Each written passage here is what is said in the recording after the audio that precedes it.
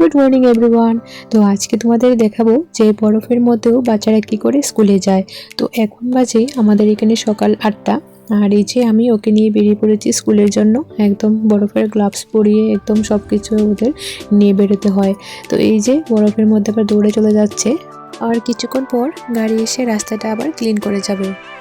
তো বাইরে এখানে বরফ পড়ে থাকলেও যখন বাসটা আসে বাসে উঠে পড়লে আর ঠান্ডা লাগে না, কারণ এখানে স্কুল বাসে, স্কুলে, শপিং মলে সব জায়গায় হিটার থাকে। আমাদের ঘরেও হিটার থাকে, আমাদের একদম 24 ঘন্টা হিটারেই থাকি। তো তার জন্য আমাদের অসুবিধে হয় না, বাইরে থেকে ঘরে ঢুকে গেলেই আমাদের নর্মাল টেম্পারেচার। তো দেখো রাস্তাটা এদিকে ক্লিন করা আছে যাতে করে বাচ্চারা বাসে উঠতে পারে। আর এদিকে স্কুল বাসও চলে এসেছে। আর কি সুন্দর লাগছে দেখো রাস্তাটা, দুপাশে বরফ আর মাঝখানে দেখো রাস্তাটা কি সুন্দর ক্লিন করে রাখা আছে। তো এবার এক এক করে সবাই বাসে উঠে পড়বে। তো চলো এবার ওকে আমি পাঠিয়ে দেব। এই যে এবার চলে যাচ্ছে স্কুলে। তো সবাই দেখো কি সুন্দর এক এক করে স্কুলের বাসে উঠছে। এই যে সবাই চলে গেছে স্কুলে, এবার আমি ঘরে যাব।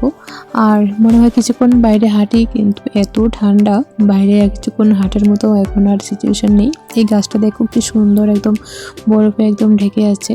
তো বাইরেটা বেশ ভালো লাগে, কিন্তু বেশিক্ষণ থাকা যায় না, সেটাই প্রবলেম। আর এবারে তোমাদের দেখাচ্ছি আমাদের অ্যাপার্টমেন্টের ভেতরটার কি অবস্থা। এই যে দেখো যেদিকে তাকাই শুধু বরফ বরফ।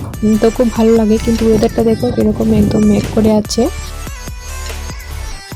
আর এই যে এত বড় পড়ে আছে তার জন্য কিন্তু কোনো কিছু বন্ধ নেই। অফিস, স্কুল, শপিং মল, বাজার আমাদের সব কিছুই করতে হয় একদম নর্মাল দিনের মতো। আর এখানে দেখো আমাদের অ্যাপার্টমেন্টের যে পার্কটা একদম বরফে একদম ঢেকে আছে। তো এখন তো আর বাইরে খেলা সম্ভব নয়। তো চলো এবার ঘরে যাওয়া যাক, আর দেখা হবে আবারও একটা নতুন ব্লগে।